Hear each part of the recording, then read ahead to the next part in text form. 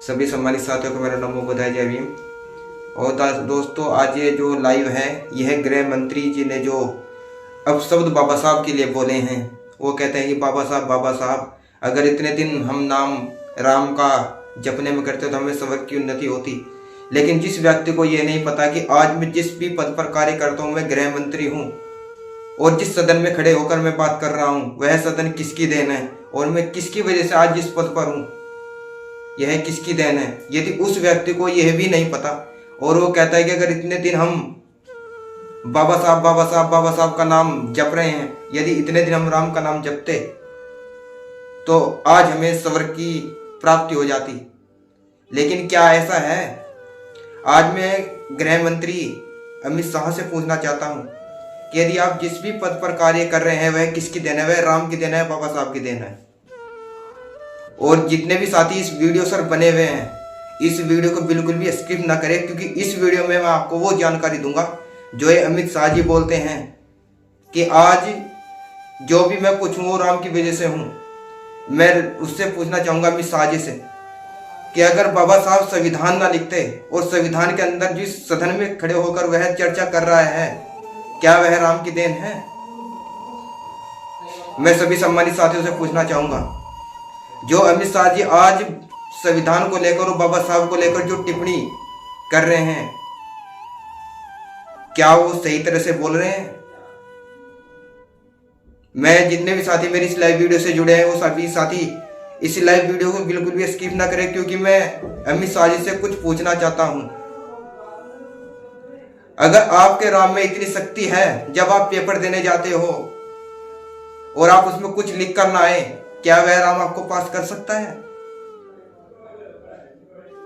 और मैं अपने समाज से भी कहना चाहूंगा, क्योंकि हमारे समाज के कुछ लोग जो बीजेपी में जुड़कर बाबा साहब का नाम तक भूल जाते हैं, मैं उनसे भी एक सवाल पूछना चाहूंगा कि जब आपको पानी पीने का अधिकार नहीं था और आपके सामने पानी होता था फिर भी आप नहीं पी पाते थे, क्या उस वक्त वो राम नहीं था?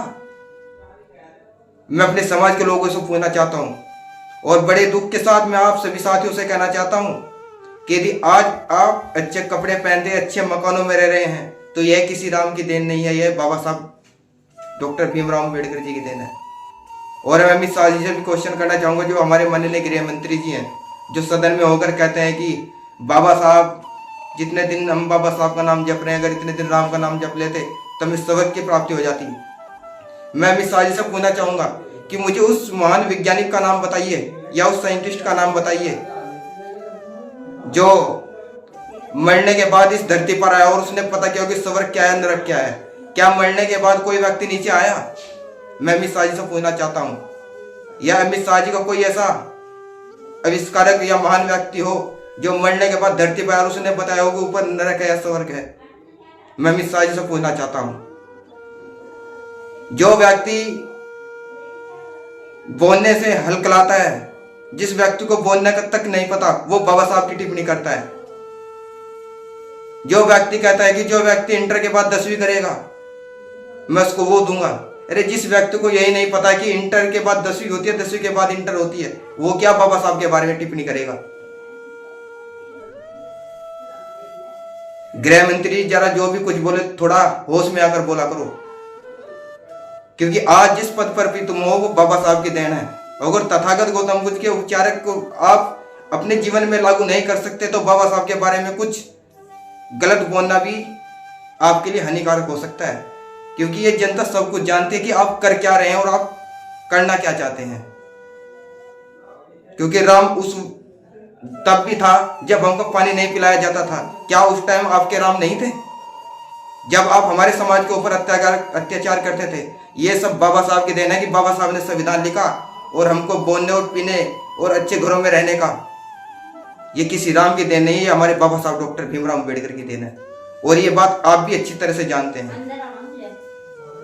मैं अमित शाह जी आपसे एक बात पूछना चाहता हूं कि आज आप जिस भी पोस्ट पर हो या आपने जो पढ़ाई की है, आप मुझे कहीं ना कहीं किसी न किसी ग्रंथ में बता दो कि बाबा साहब अम्बेडकर ने जो आपको दिया है क्या आपका राम आपको दे सकता है?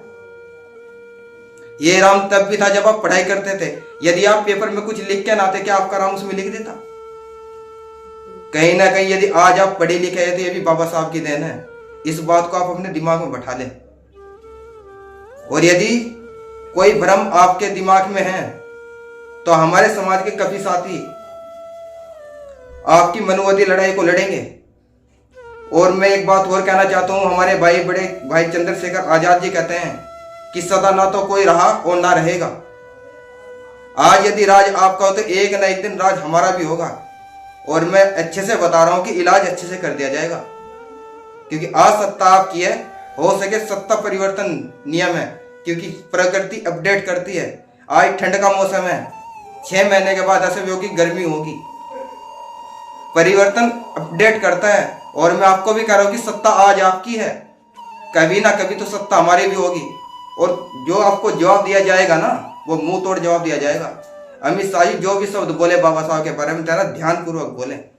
मैं आपको सीधे और स्पष्ट शब्दों में बोल रहा हूं, क्योंकि बाबा साहब का एक महान विचारक तो नहीं, लेकिन बाबा साहब को पढ़ने के बाद आपके बीच में शब्द रख रहा हूं। आज आप जिस भी पद पर है वो बाबा साहब की देन है। और जिस सदन में आप खड़े हैं ना, वो भी बाबा साहब डॉक्टर भीमराव अम्बेडकर की देन है। तो इसलिए ये नरक और सरक सिर्फ आपने देखा है।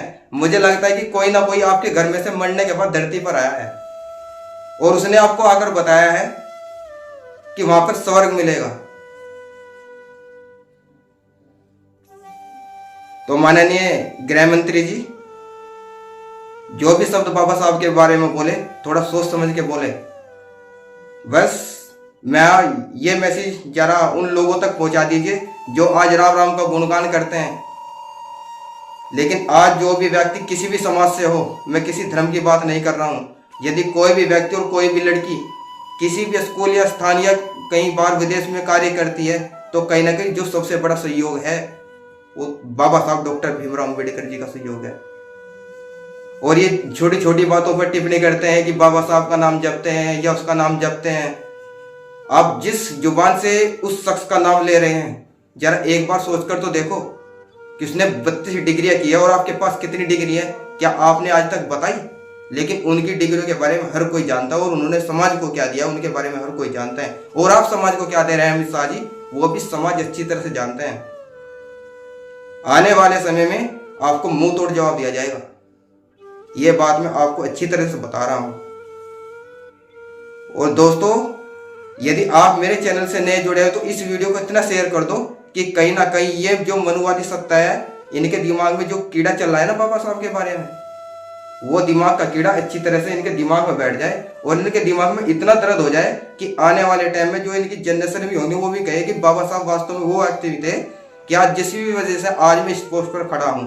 और जिस सदन में अमित शाह जी आपने कुछ बोला है ना, या तो इस पर आप माफी मांगिए, जनता आपसे माफी की डिमांड कर रही है, वरना कहीं ना कहीं अमित शाह जी को है ना इस पद से इस्तीफा दे देना चाहिए जो एक गृह मंत्री पद इनको मिला है।